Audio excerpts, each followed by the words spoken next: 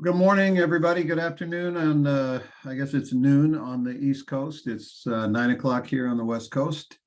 And we are ready to begin our training for the day. And I'm opening up the text chat as we speak. Charles, good morning to you, my friend. Very good to see you in class here this morning. Guys, it's so much fun to be able to get together with you guys once a month and do these trainings. It's certainly something I enjoy, and I wish I could see you. We don't do live things anymore, but you can see the camera. So I guess that's as good as we can get. Lee, thanks for being the admin today. Helen, my dear, how are you? Kevin, good to see you as well. Trip, good to see you, big guy.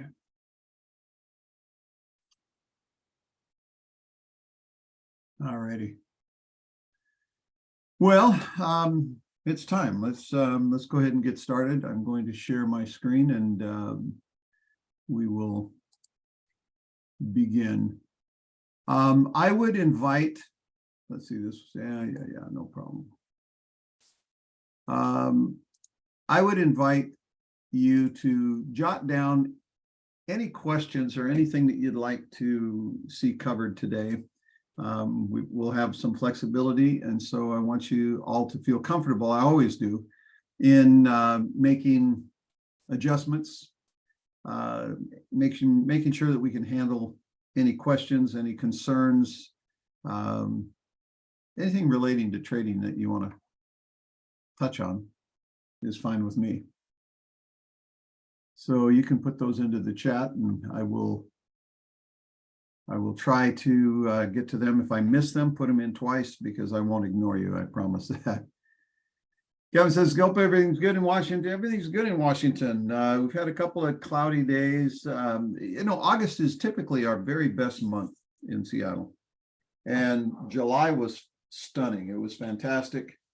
August has been a little bit weird. We've had a number of days that are overcast. We had a little bit of drizzle, not really any significant rain, but a little bit of drizzle. And it's just been kind of muted. I will tell you this, we have a bumper crop of blackberries this year, like I haven't seen for many years. When I go to other places, other states, my wife will buy blackberries in the store, and man, they're expensive. Here, they're a weed. I mean, they are literally everywhere.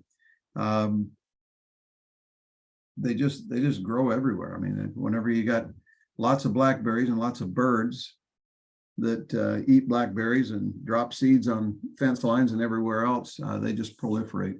It's perfect climate for them. So we can go out and get all the blackberries in the world you want and freeze them up use them all winter long. But we just happen to be having a bumper crop. Not sure what the conditions are that have produced that, but it's pretty amazing.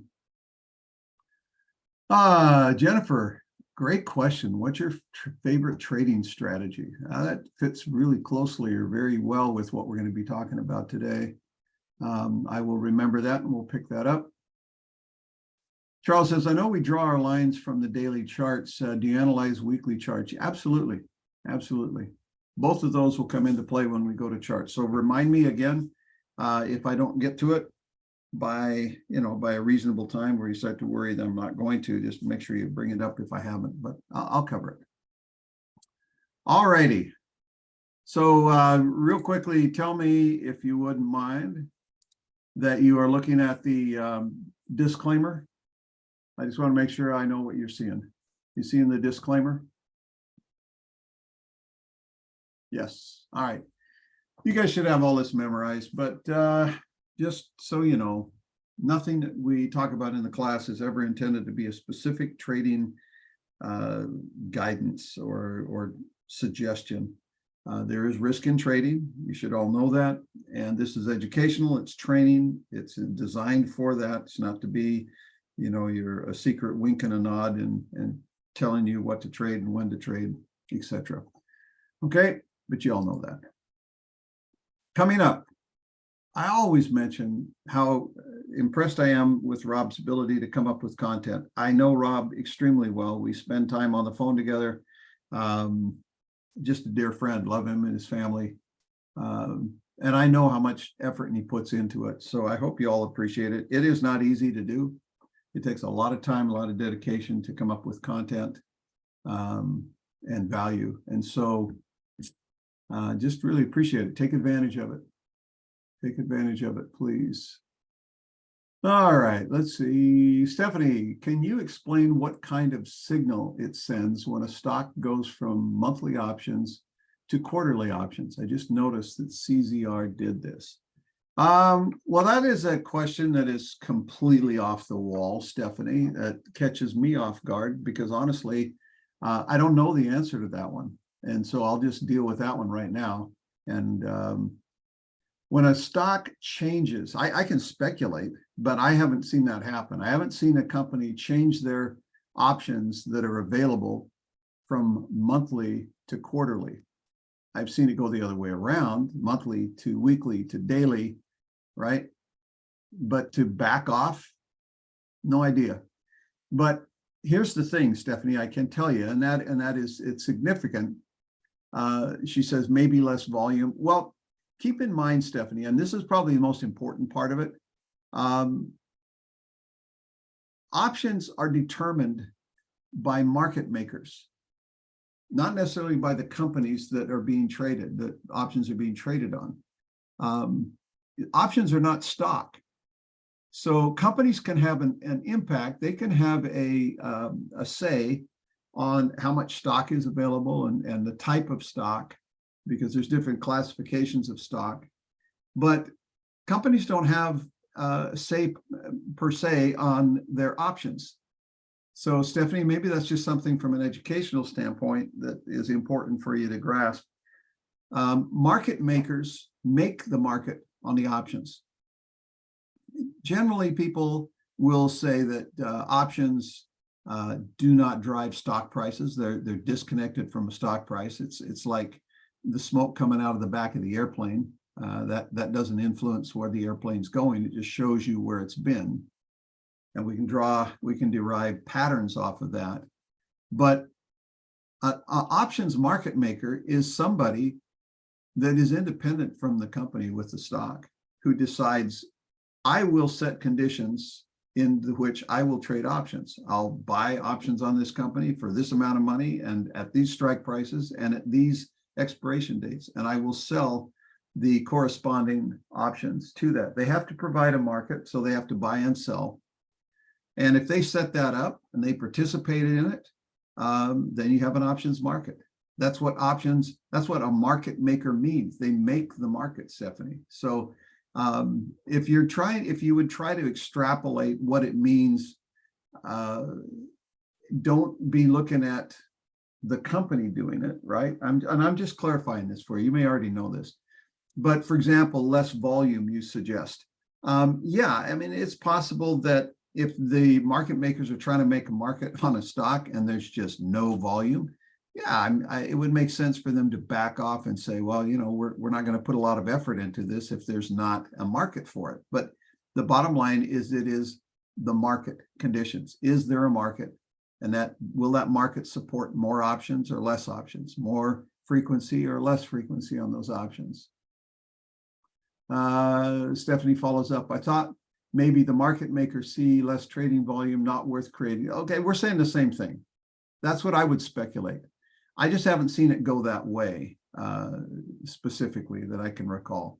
The other direction, yeah, things heat up, they'll add more strike prices, they'll add to the market to what it is. But if the market dries up, I could see that happening. But I can't speak to that specifically. So maybe signals the company is in trouble. Maybe, maybe not. A company can be just fine, and it's just maybe it flies under the radar and there just isn't very many people. Maybe it's in a real boring sector, you know, and the company's doing okay, but maybe there's just not very many people following it and nobody wants to really trade options on it. There's a number of things, Stephanie, and that's why I say I can't speak to it real authoritatively, but my expectation would be that it is something to do with the market. And when I say market, the options market, that is simply an interest. Options, there's no interest, or if there's no interest, there's no market. They create a market, but if nobody participates, then there's no market. It'll dry up, it'll disappear. So yeah, it is purely a function of participation. And if that market maker sees there's a market, they'll provide it. If there isn't, it'll dry up. So I think you're right on. It's just curious. Okay.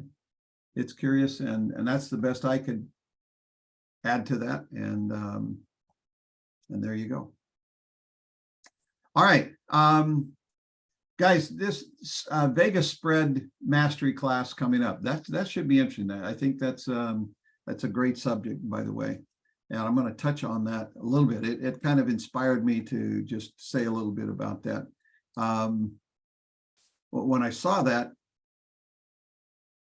it made me think about this a little bit. Vega is what? So just tell me, what is Vega? Somebody just tell me, what does Vega represent as far as the Greeks? There's basically 4 trading Greeks. There's 5 of them, but there's 4 that people trade. Tripp says it's volatility, right? So how in the world could you trade volatility? Well, we're not going to go into the class and take anything away from the class, but the fact is you can trade it. It is volatility. What about volume?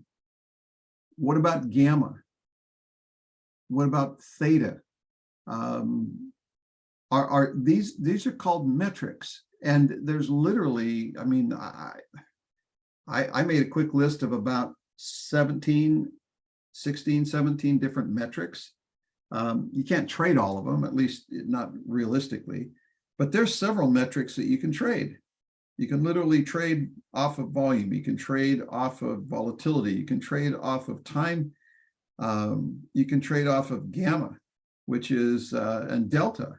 I mean, I wouldn't recommend trading off of delta, but you can, or you can use them in combinations. But these are metrics, trading metrics.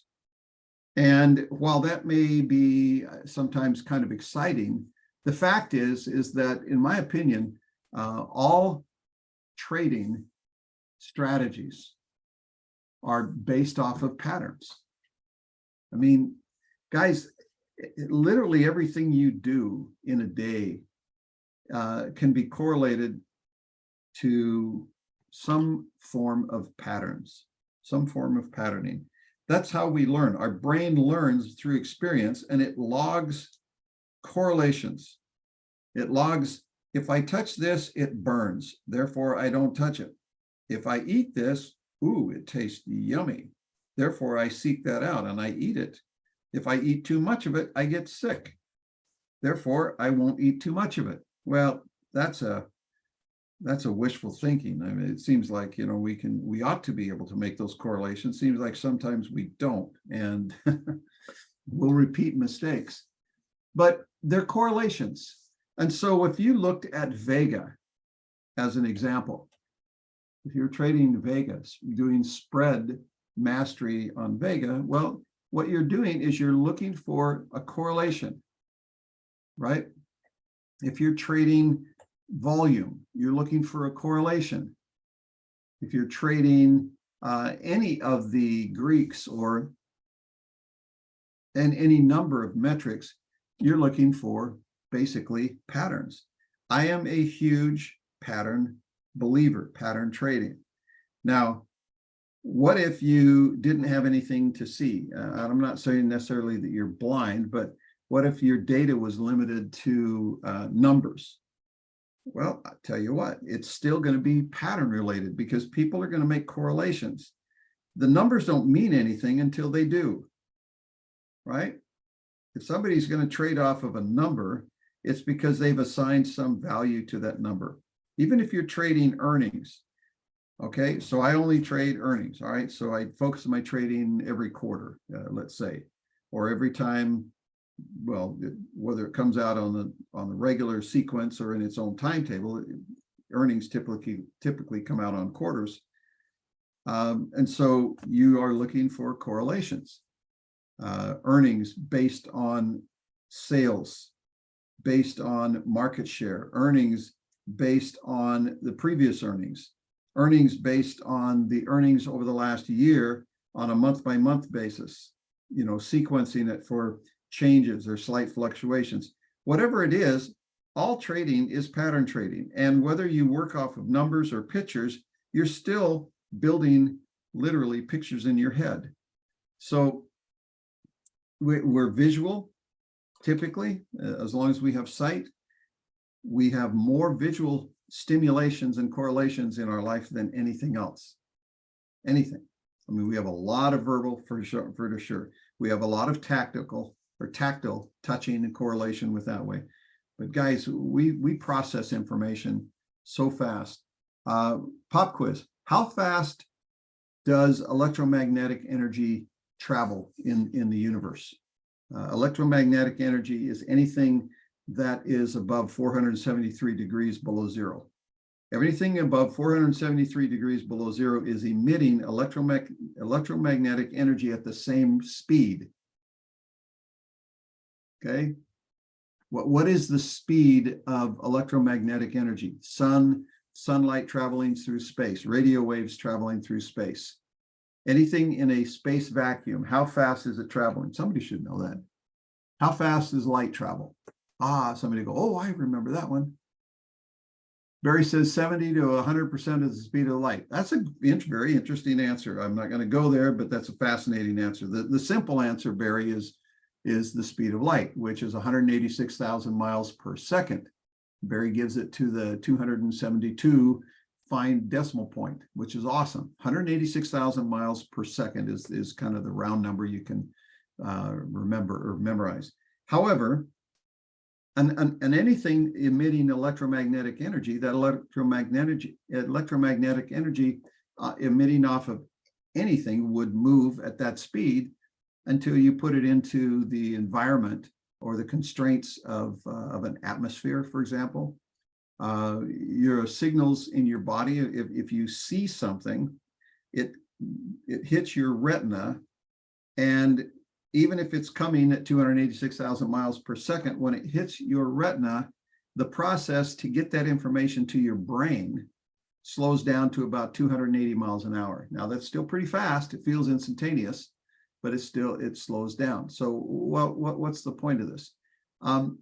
Everything that is emitting energy is on a wavelength, or is on a correlation. Okay. And when you look at that energy that's moving, you can measure that a lot of different ways. And you will adjust it just like you would adjust the signals down to the body, but there's still electromagnetic energy. But in a certain circumstance, they're going to slow down. They're going to go faster in other circumstances. And so you take a signal, whatever that signal is, and you have to put it in context. Guys, trading data, trading metrics, all they are is measurements. It's just measurements. When you look at volatility, it's a measurement. It's a measurement of specific action. If you look at gamma, if you look at theta, if you look at vega, they're measurements of data. And everything we do is primarily going to be a pattern. It's a pattern correlation, and most of it is visual. So that's why we look at charts.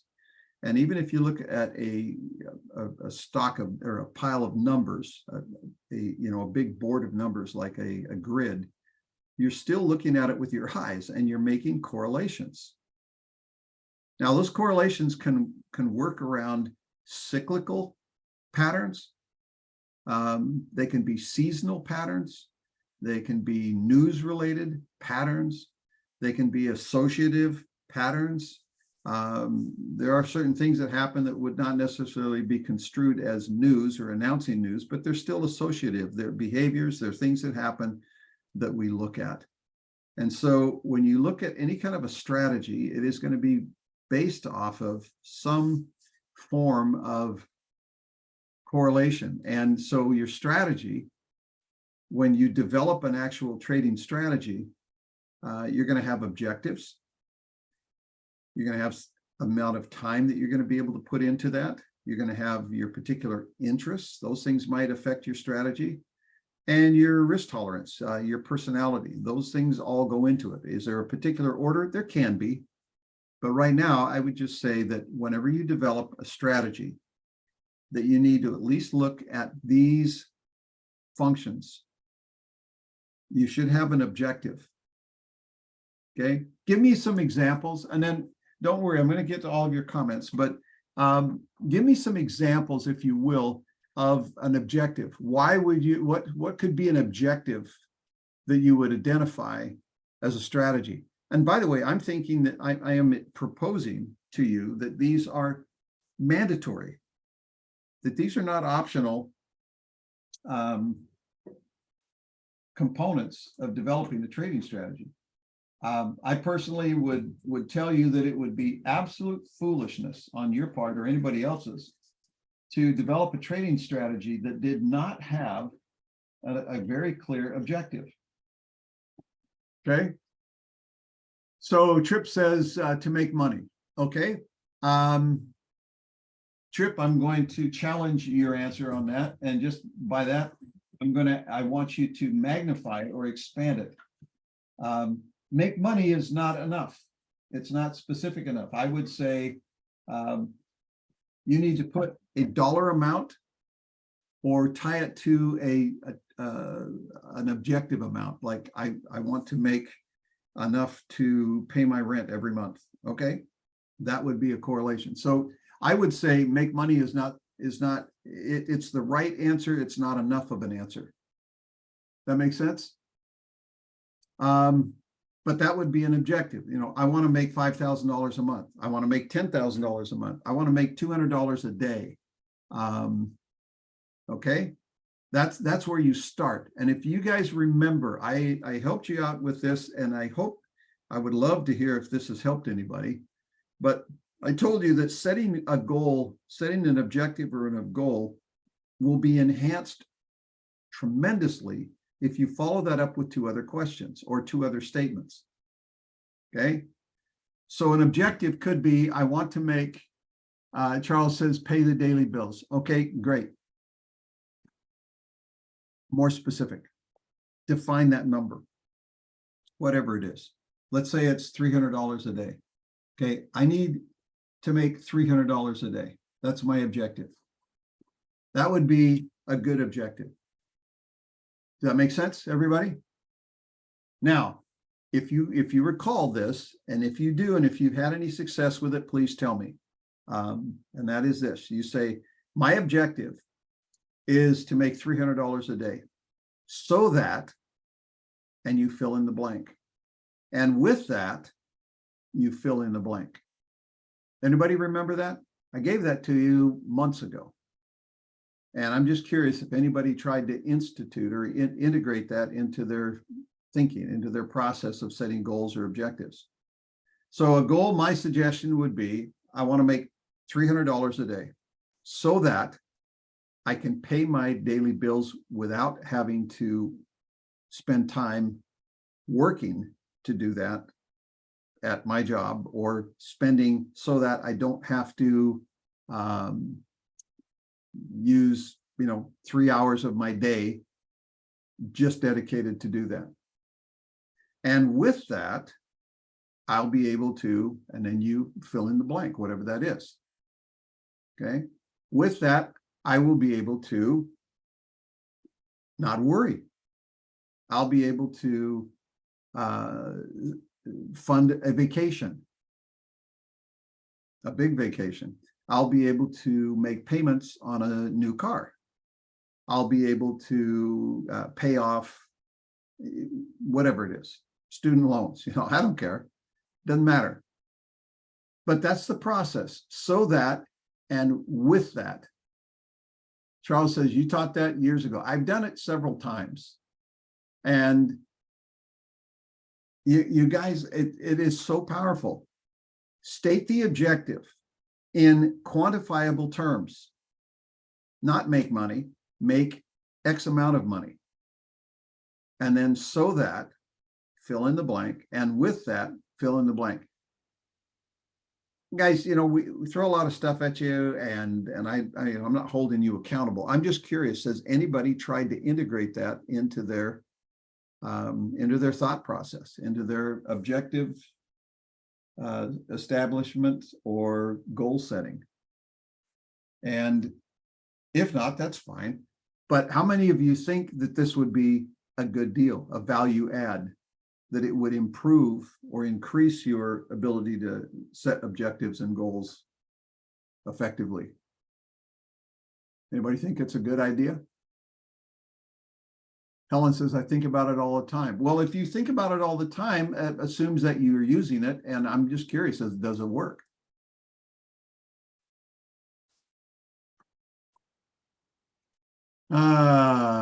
Yeah, Jennifer says, I must have missed that. I'm writing it down now. Good, good. Stephanie says, it's very helpful to focus my goals. Exactly. It's so much more than just setting the objective or the goal. Charles says, not about getting rich quick, it's steady income. Yeah, yeah, yeah. Helen. Oh, Helen, there's answers for that, my dear. There's answers for that. You should never hesitate. You just don't have to fund it, but there's no reason to hesitate. There's never a reason to hesitate on trading. There's something I wrote down on I think on the last slide we're going to cover today, but I'm going to put it out right now because of a couple of things that have said and something that Helen just said. Guys, one of the things that I've taught for years and years is a little statement. If you don't understand what an empirical formula is, if you take a long algebra calculation and you resolve it down to its simplest explanation or its simplest expression, sometimes it's very simple. X equals 6, or x equals 6 plus 3. Okay, well, that equals 9. Okay, but you could make a big long formula to come up with 9, or you could just say x equals 9 or x equals 6 plus 3. That's an empirical formula when you get it down to simplicity. Here's an empirical formula. Okay, hurry up and go slow. Right there. See that very last thing? That's the last thing I was going to give you. I'm going to give it to you right now. Hurry up and go slow. Very last thing on the page. Write it down. Write it down. And some of you who've been around for a while and heard this from me, what does that mean? I'd love to hear it in somebody's words who has utilized this or understands what I'm saying. Hurry up and go slow. What could that mean?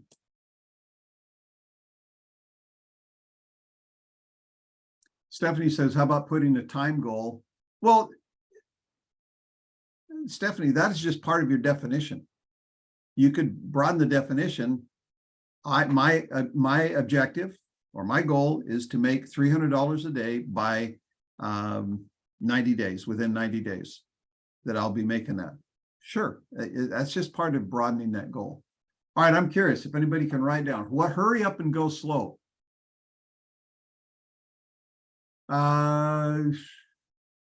Sure, Stephanie, I'll do that. There you go, right there.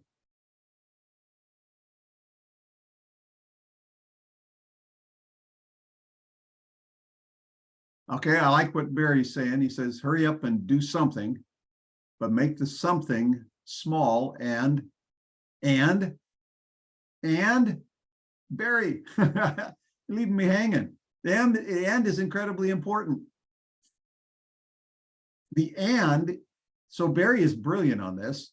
Hurry up and do something, but make the something small and survivable. Don't do something in the process of trying to hurry up that could be fatal. Make it sustainable. Make it something you can survive. So here's the application in trading. If there is X amount of practice trades that you need to do to gain skill, to gain proficiency, get started, hurry, get them done. But go slow. What do you mean? You just said hurry. I did say hurry, but go slow. For example, go slow in funding. Charles, learn as much as you can, but baby steps and build from there. Exactly. But hurry up. You'll get to your objective faster if you move faster. But if your objective has risk associated with it, don't do that process of gaining the experience with live bullets when you're just getting started, right? Don't use live ammunition when you're just practicing at first. Eventually, you have to use live ammunition, but you don't have to start out as a rookie with little experience with live ammunition. You may not survive the training process. But guys, you need to get the experience. Your trading plan. Sorry, your strategies. Okay, next one. Let's keep going. Your strategy is going to be based on, this is what we talked about, or we were at, your objectives. Now, you also will modify your strategy based on how much time is available. Do you have a lot of time? Can you only put an hour a day? Can you put in 3 hours a week? What is it? That will limit some things and narrow down your options and help you find that strategy is going to work for you. Your interests. Don't trade something you have no interest in. Now, here's the interesting thing to me, that once you learn trading, I have a mantra that says trading is trading is trading, and it's trading. And when you get that, it's trading. Trading is trading. Once you learn how to trade, guys, you can trade anything. Now, if you go into a particular area that you haven't traded before, there's going to be a few rules you're going to have to learn. You have to learn the lay of the land, but you don't have to learn how to trade. Trading is trading. One thing you may find is that trading your interests might be a more interesting or more enjoyable thing than trading something you're not interested in. Okay, I mean, that's kind of self-explanatory, but I would suggest that you find the things that you enjoy trading. You'll just do better on that, I think. And then understanding your personality. That'll be another part of the strategy you develop, is your personality, your risk tolerance, your complexity. I like things that's simple. No, I like things that have got some layers of intrigue and complication. Okay, great. You can do multi-layer spreads as opposed to just buy and sell an option.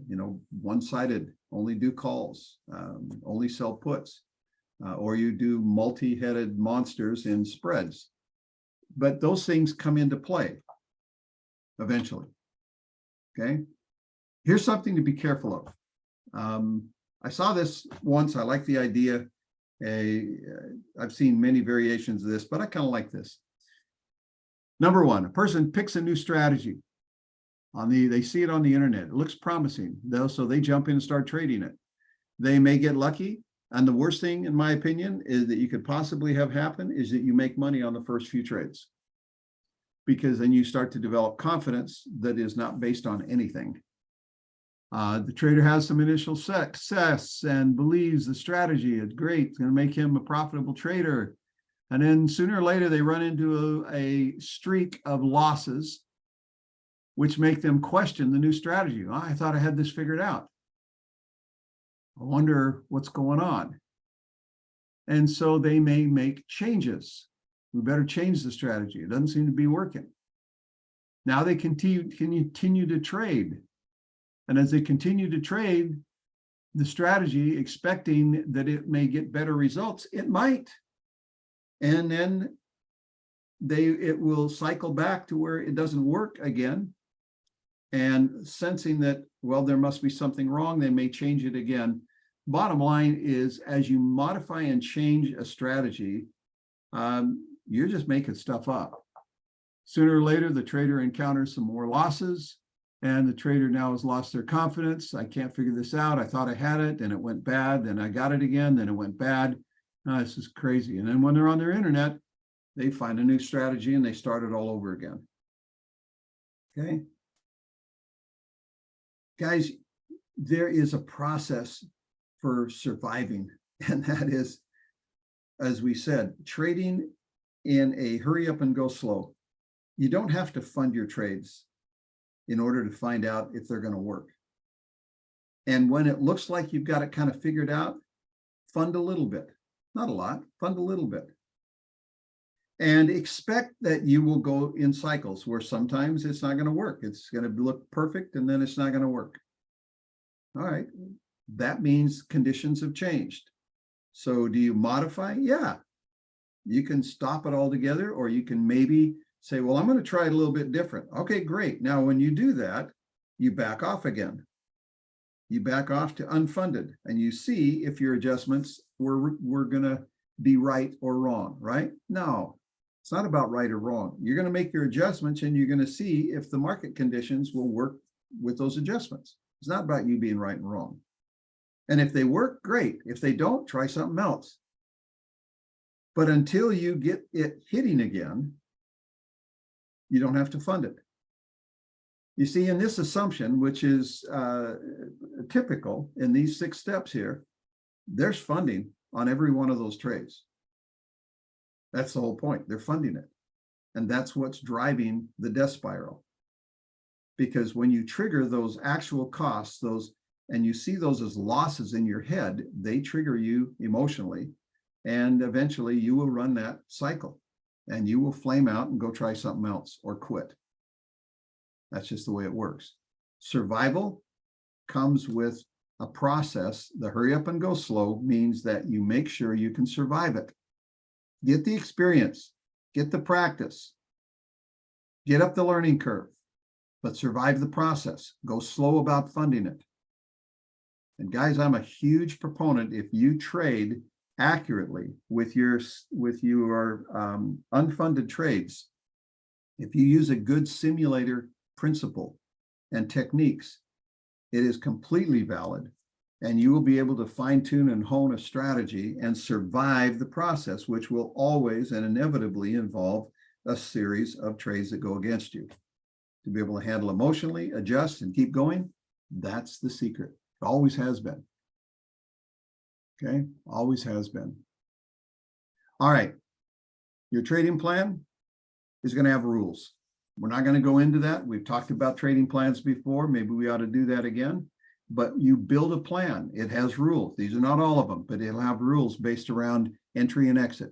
It presumes that you've defined the area that you want to trade. It presumes that you've got a strategy that you want to trade in an area that you have an interest, and then you start drilling down. You start filling in the fine detail. What are my entry and my exit strategies? What are my trade size? How is that determined? How do I do risk management? How do I stay neutral? Okay. By the way, some of you have got some experience. Give the others some feedback on this. What is the point of neutrality? How do you trade neutral? How important is it to trade neutral? And then scalability. Seriously, if somebody wants to jot something down, I think we'd appreciate that. That was a hint. Scalability. What happens if you start making money and your account starts to grow? What do? Do you make more trades? Do you make larger trades? That scalability factor is, what do you do with it if and when your objectives start paying off? What do? Do you scale up? Hey, this is working at a speed of 3. Let's kick it up to 9 and see what happens. My gosh, that would be 3 times as much. That's an accident waiting to happen. That's another story, but that scalability is a huge part of your trading rules. Okay. Anybody on neutrality? I'll just say something on it if we don't have any comment. Trading neutral, guys, is incredibly, incredibly important from a trading standpoint. Why? Because the way our brain works, the way our subconscious works, when we associate winning and losing with things, which we do in our life all the time, it triggers a thought process. It triggers a mechanism that is destructive. It is death on a stick when it comes to trading. In life, when you deal with things that you are trying to deal with, you're in the middle of it. You have some influence over the outcome. You can make adjustments and you can control the environment to some degree. When you're trading, you have no control over what the underlying is doing. the stock or the index or whatever it is you're trading. You have no control on it. And so if you associate winning and losing with that, that's a death wish, because you can't affect winning and losing on this stock or even trading it. All you can do is choose to be in or out of the trade. That's all you can do. I'm going to be in the trade, I'm going to be out of the trade, but you can't affect what's going on inside the trade. You see what I'm saying?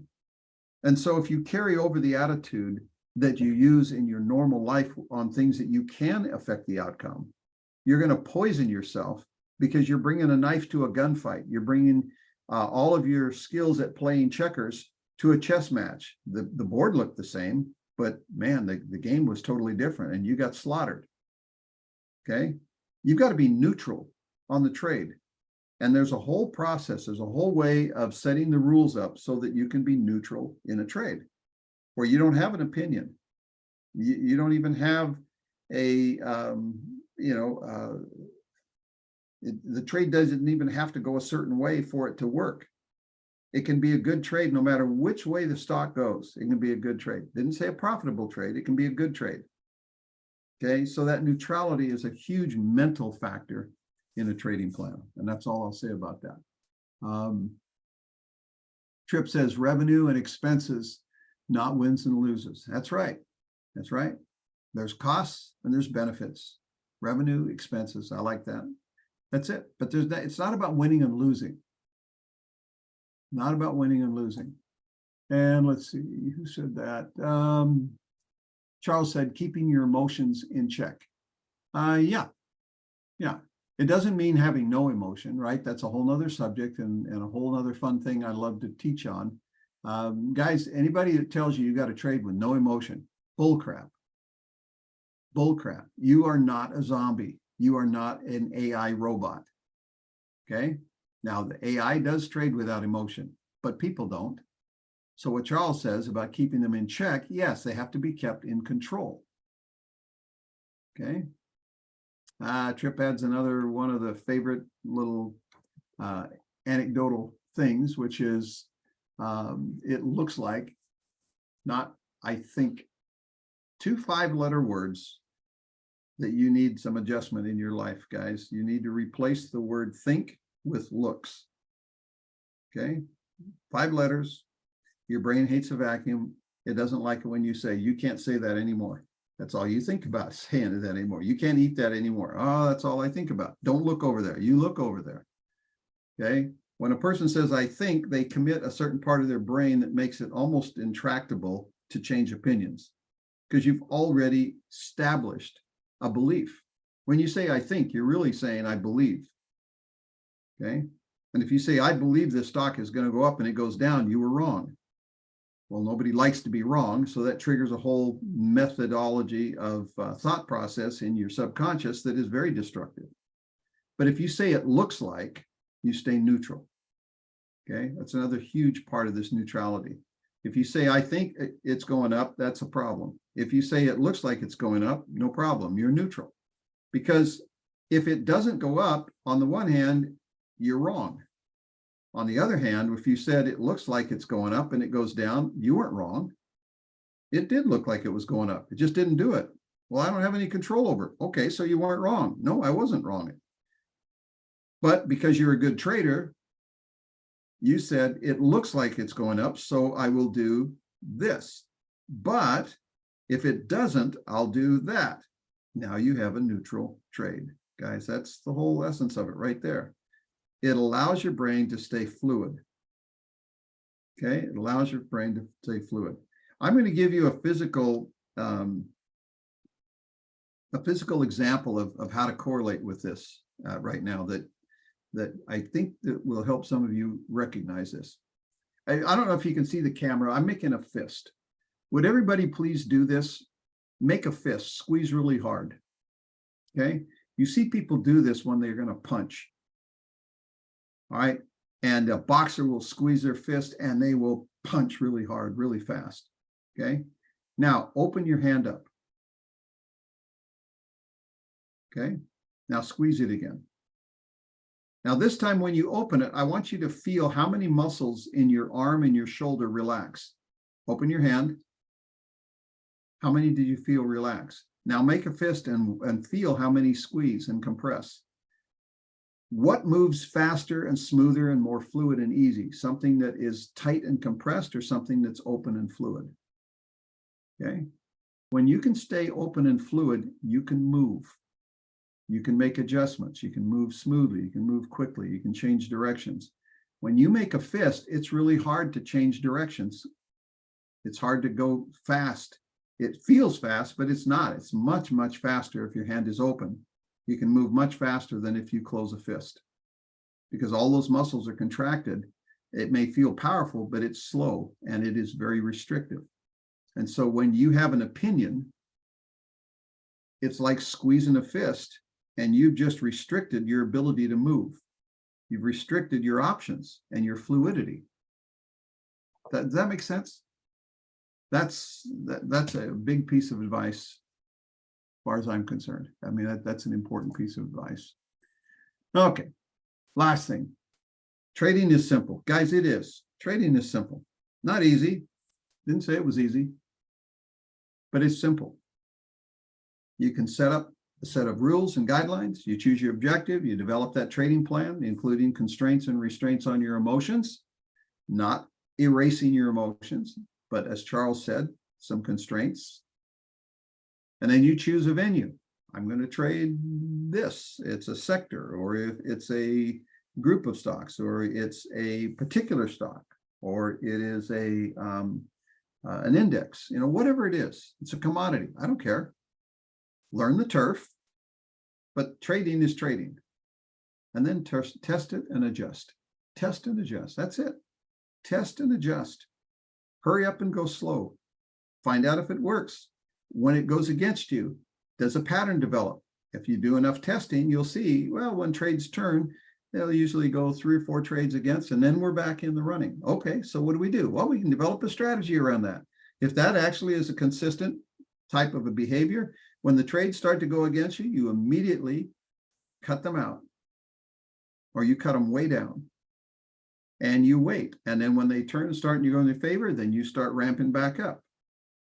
And you figure that out, you got a gold mine. Guys, once you find the pattern, then you have a gold mine. You can trade it. But don't put yourself in a position where it's right and wrong. I was right. Now I'm wrong. No, you weren't. You weren't right or wrong. You have no control over it. Trading right is that you had a plan that allowed for profit if the trade went in your way, and reduced and or eliminated your risk if it went against you, or at least mitigated it to a point where it allowed you to continue to move forward on your plan, which allows for trades to go against you X amount before you pull the plug. And then when do we get back in? That's all part of a plan, but it's not about being right or wrong, ever about being right or wrong. Okay. Jennifer says, kind of mind-blowing. Jennifer, these are the things that are, they're absolutely so critical, and I just don't hear them taught. Not near enough. Not near enough. People use platitudes to talk about mindset and things like that, and trading plans, but it doesn't seem like it's taught the way it should be in terms of pattern or applying it to human nature and to how our neurobiology works. And it's more than psychology, it's neurobiology.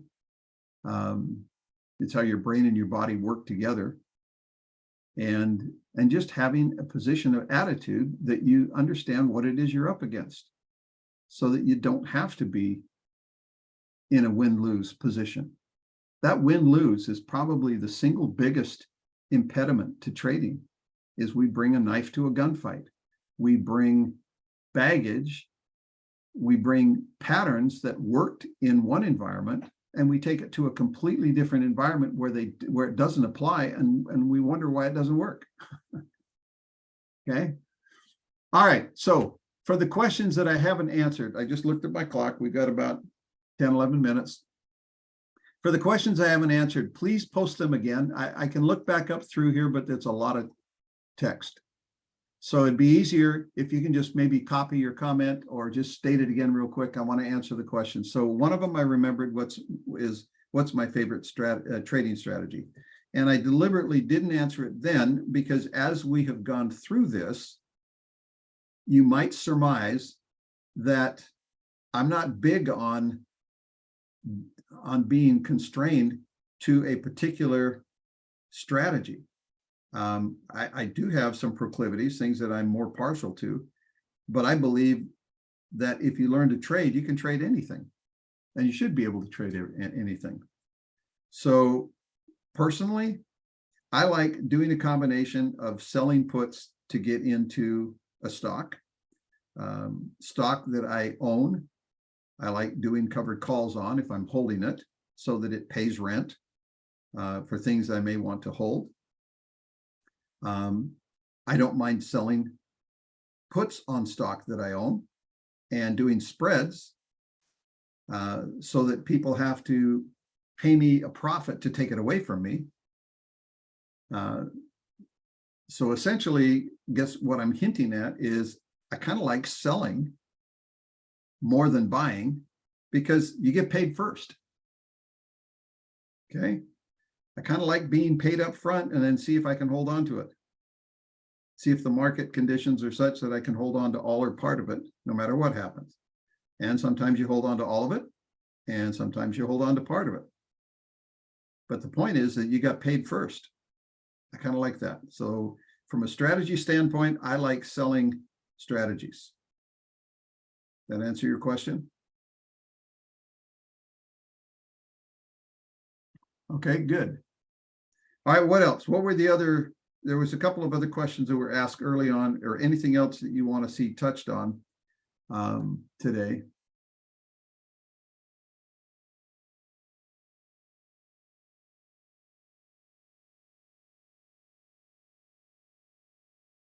While I'm waiting for that, I will switch over to the charts real quick.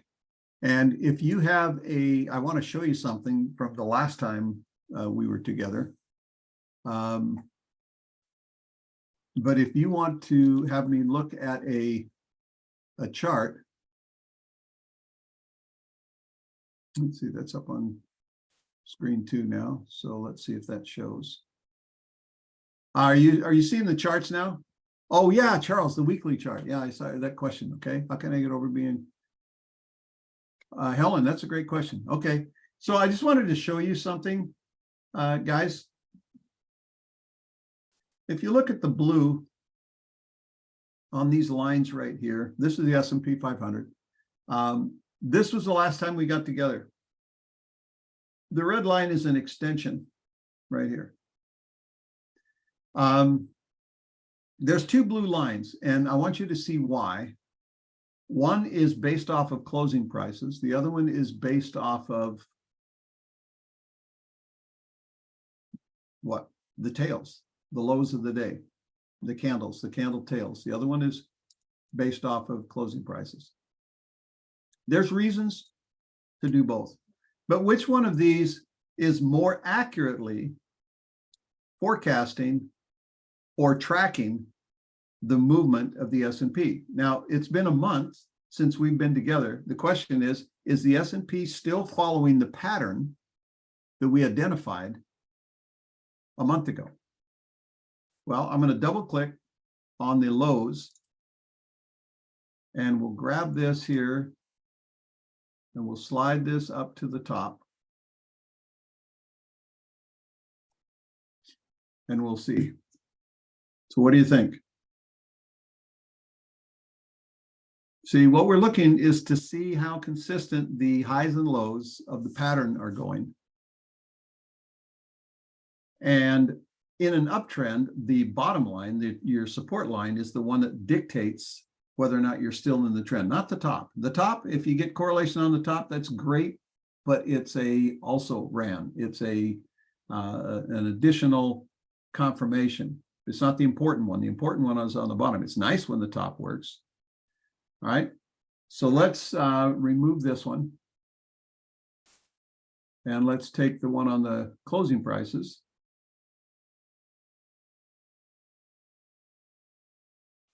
Hang on a second.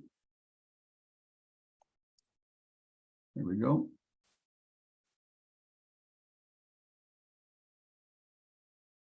And let me grab a hold of this one and we'll slide it out. Quit.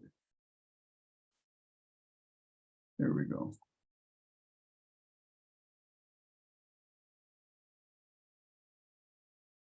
All right, we'll lay that down across the tops.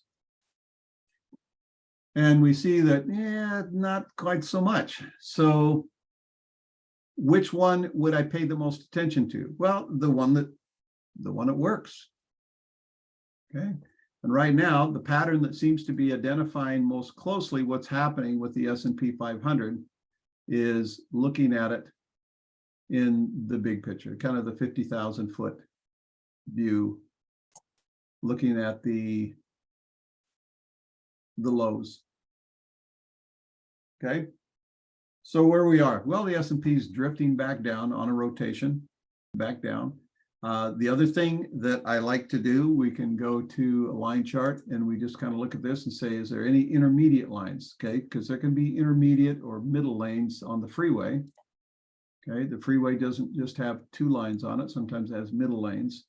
So we'll double click this again and we'll just slide it up to see if there's any correlation. Come on, I'm trying to get my mouse to, there we go. And I'm seeing this right here. There's a middle lane on the freeway, matches the angle of attack perfectly.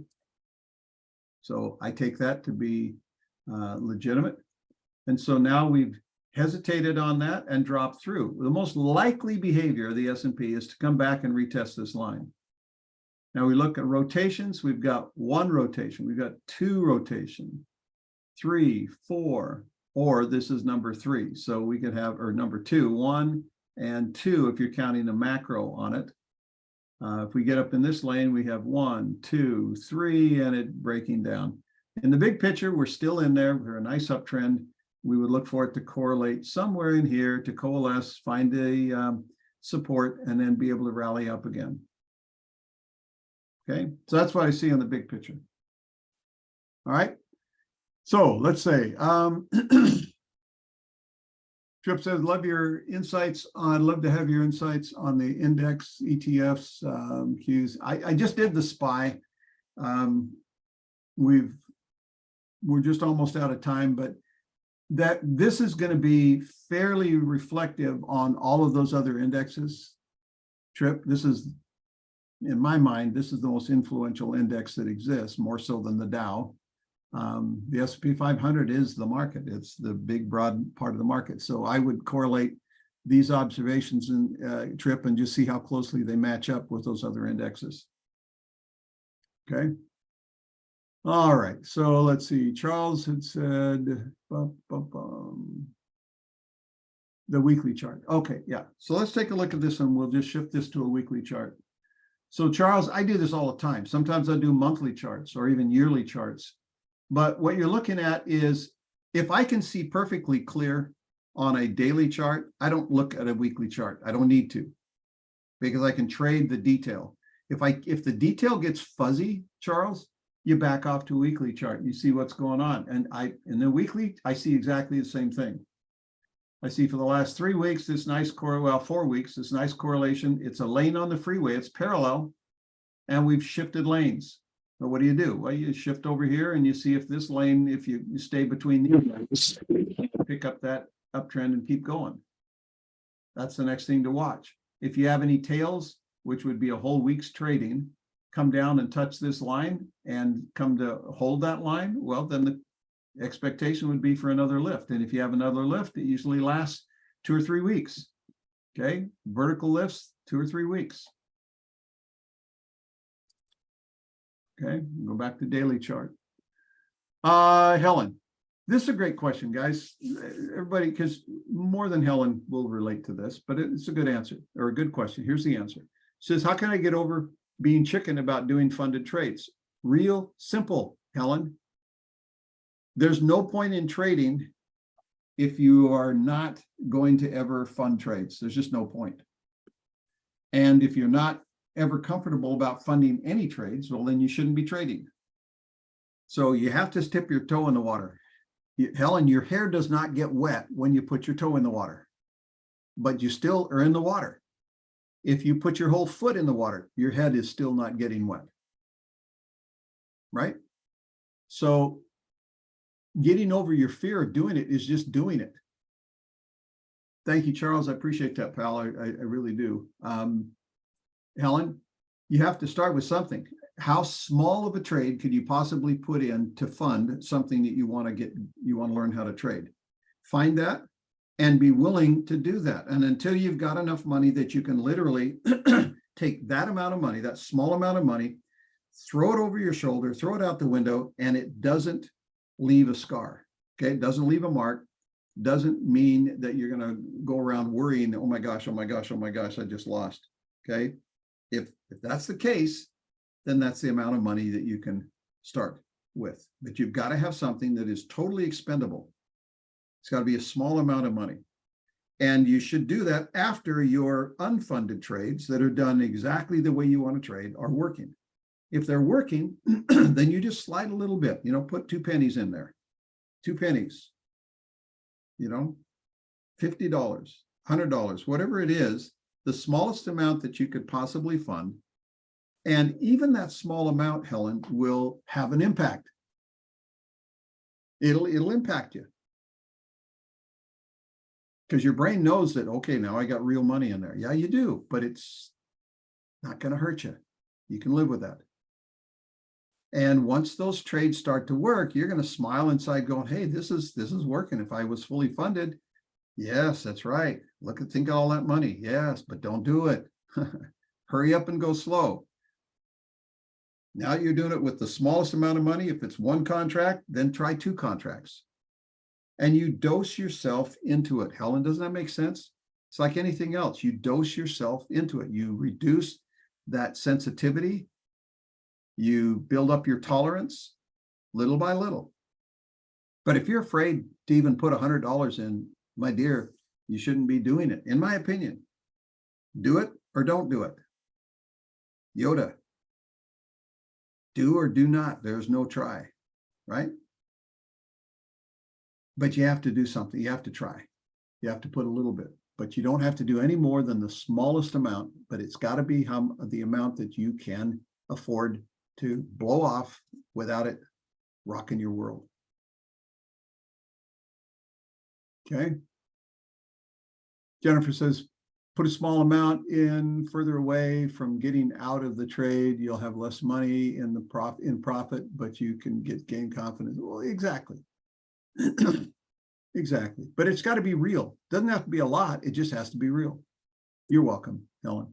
All right, everybody. God bless. If I didn't get your questions, I apologize, but I gave you a chance to put them back on there, and I think I got them. So we'll see you next time around. Take care. God bless. Have a great weekend. Bye-bye.